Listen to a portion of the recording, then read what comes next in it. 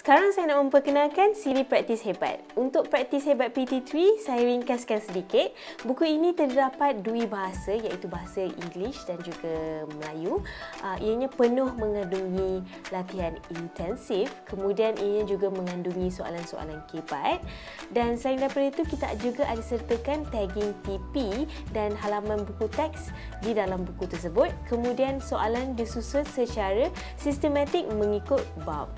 Kejap lagi cikgu akan tengok cover buku siri praktis hebat PT3.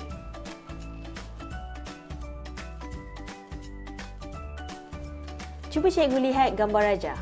Dekat sini kami ada bulatkan merah di setiap tag yang kami masukkan ke dalam buku. Macam saya cakap tadi, kami ada sediakan tagging untuk memudahkan cikgu dan juga murid. Antara tagging yang ada adalah seperti tagging TP, tahap penguasaan pada setiap soalan latihan.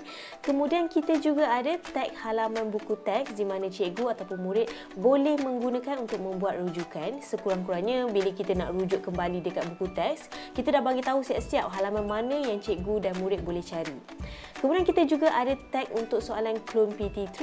Tujuan kita sediakan soalan klon PT3 ni sebab kita nak memahirkan murid dalam menjawab soalan berdasarkan format pentaksiran yang terbaru. Seterusnya, kita juga ada tagging subtopik untuk setiap soalan latihan dan juga tagging soalan kebat. Untuk soalan kebat ini, kita ada sediakan soalan berpandukan keperluan peperiksaan yang terkini. Bagi seksyen PAK21 pula, kita akan sediakan bahagian praktis kebat. Dalam praktis kebat ni, murid-murid dapat memantapkan lagi cara mereka menjawab soalan kebat. Jadi, cikgu semua jangan risau, kita nak bantu memudahkan kerja cikgu dan juga murid. Untuk bahagian jawapan pula ada diberikan lengkap di dalam buku. Okey, tadi tu untuk praktis hebat PT3. Sekarang praktis hebat SPM pula. Ia juga dalam dua bahasa dan ianya mengandungi latihan intensif mengikut topik. Kemudian ia juga mengandungi soalan-soalan kebat. Selain daripada itu, kita ada tagging halaman buku teks di dalam buku tersebut. Dan buku ini berdasarkan DSKP buku teks baru iaitu buku teks tingkatan 5. Dan ini juga disediakan berdasarkan format SPM terbaru mulai tahun 2021. Ini adalah cover untuk buku siri praktis hebat SPM.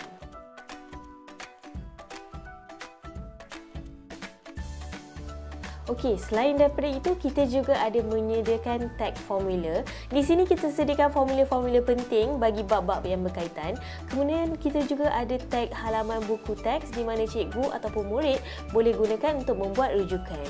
Seterusnya kita ada tag TP pada setiap soalan latihan. Sama macam praktis hebat PT3, untuk praktis hebat SPM juga kita ada letakkan tagging subtopik pada setiap soalan latihan. Dan PAK21 iaitu bahagian soalan kebat ataupun HOTS practice. Untuk bahagian jawapan, ianya juga disertakan di dalam buku.